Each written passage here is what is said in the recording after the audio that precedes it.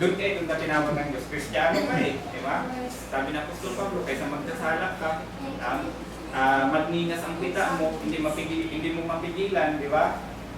Yan, na gawin yung mga ganong bagay na sexual, sabi ng Apostol Pablo, mag-asawa na lang kayo. Kahit sa balo man yan, di ba? Sabi ng Apostol Pablo, mag-asawa na lang kayo. Yan, kaysa mga hulog kayo sa tinatawag na pagkiki-akit. Yun po yung panuntunan ni Apostol Pablo dito po sa sulat niya sa mga taga-Korinto. At yung sinasabi niya, no, yung halimbawa mag-asawa na, binanggit kasi dyan sa mga unang talata, sabi na Apostol Pablo, kung kayo mag-asawa na, yan. Si Mr. may pag-aarit niya si Mrs. Yan. Si Mrs. pag-aarit si Mr. Yan. Pangangailangan ni Mr. Punan ni Mrs. Inasawa mo yun eh, di ba? Ang pangangailangan ni Mr. ibibigay kay Mrs. Pangangailangan ni Mrs. ibibigay kay Mr. Yan. Kung hindi ari, pag-usapan, sabi na Apostol Pablo, di ba? Kung kailan mapagkasunduan ng mag-asawa, o doon yung gawin yung mga bagay-bagay na ginagawa ng mag-asawa. Walang pwersahan, no? Sabihin ng iba, medyo lang nakatawa yung mga ganong sitwasyon. Ito po yun. Kasi unang-una, kahit sabihin po natin asawa, kailangan po natin irespeto. Kung ayaw, ay di huwag pilitin. Lalong-lalo na yung maraming trabaho, pagod sa trabaho, di ba? Yan. May mga bagay-bagay na dapat, may oras na dapat pong gawin. Yun naman po, sana po ay may natutunan po tayo sa pag-aaral po natin sa umagang ito. Yan. Kung sa mga pagkakataong ito, yan, isa po tayo doon sa nabanggit, may asawa po tayo. Yan, ilog ng Diyos na, yan ang kaparaanan niya na ikaw ay tinawag na naglilingkod sa Kanya bilang may asawa. Yan.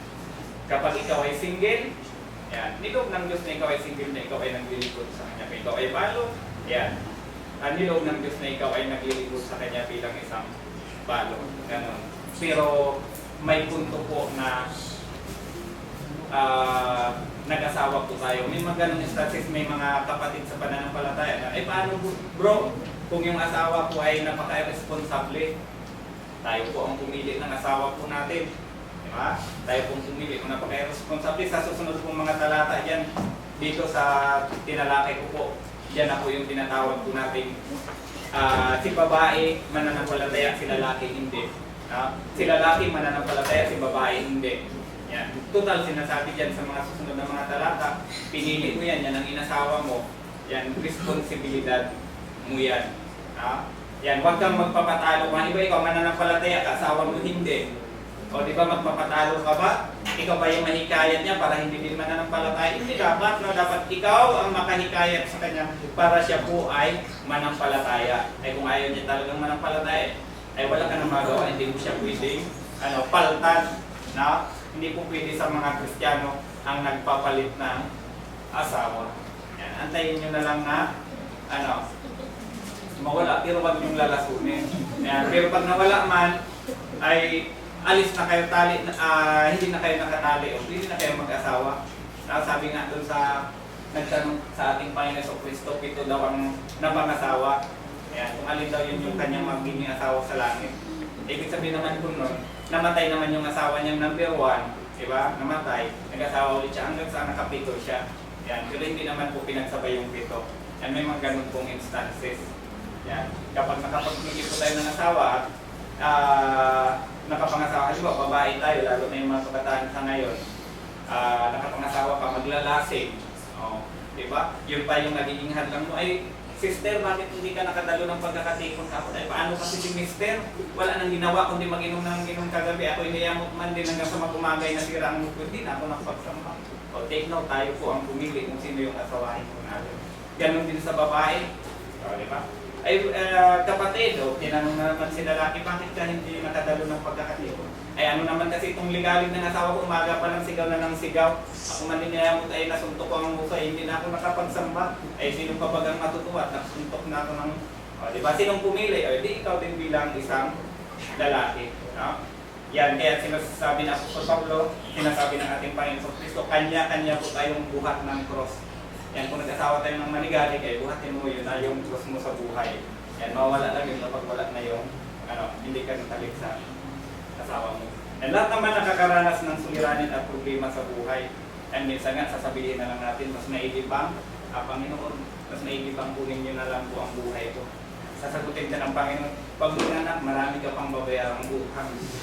Huwag ka munang mamatay. Mga ganong instances, kawawa naman yung inutangan po natin kapag hindi po natin mabayaran. Joke lang po yun. Yan, nawa po ay may natutunan po tayo sa umagang ito. At ang ikinaganda po dito ay kahit paano may natutunan po tayo sa pamantayan ng pagiging mag-asawa. Yun naman po, maraming salamat po sa pagkikinig.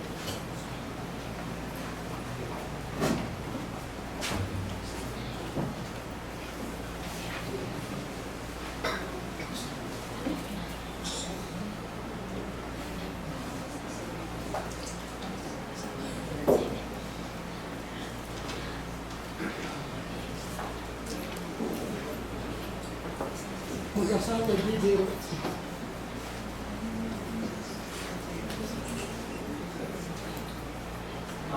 Maraming salamat po sa aral na ibinahagi sa atin ng ating kapatid na si Brother Ryan, na kung saan ay tungkol nga po doon sa mag-asawa. Sabi ko kay Brother Jason kanina na tumatalakay si Brother Ryan, parang hindi tayo makarelate sa topic ni Brother Ryan. Pero yun po ay isang napakagandang aral na kung saan ay makakapagpatibay ng pagsasama lalong higit ng mga kapatiran po natin na mag-asawa. At kung ipagpapatuloy nga po yung pagbasa ng talata sa verse ko ng 1 Corinthians chapter 7, sinasabi po po doon na bilang isang mag-asawa, kailangan ikaw ay lalaki, membro ng pagkakatipon dito, kailangan hikayatin mo yung asawa mo na sumama sa pagkakatipon at ganoon din naman sa babae. Kung yung asawa mo ay hindi membro ng pagkakatipon na kung saan yun yung ating pananampalataya o stand, na kung saan alam natin na yun yung tama, na tayo ay sumusunod sa kung ano yung nakasulat sa banal na kasulatan, ay hikayatin po natin yung ating mga magiging asawa o yung may mga asawa na po. At doon naman sa mga kapatid na nasa proseso pa lamang o papunta pa lamang sa ganong posisyon ng pag-aasawa, yun po ay aral sa atin na habang may panahon ay piliin natin kung sino yung makakasama natin sa pagtagal ng ating buhay, sa pananatili dito.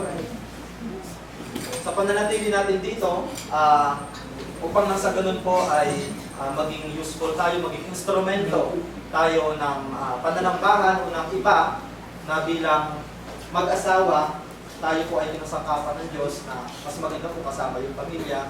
Ano po, ganun po yung magandang halimbawa na sinasabi ng Apostol Pablo sa pagpapatuloy ng talata. Yun po. Sana po ay hapunan natin ang aral yung ibinahagi sa atin si kapatid na Brother Ryan. Bago po tayo dumako sa pagpuputol-putol ng tinapay at pagiging sasaro, buksan po natin ang ating mga himnalyo sa hymn number 299.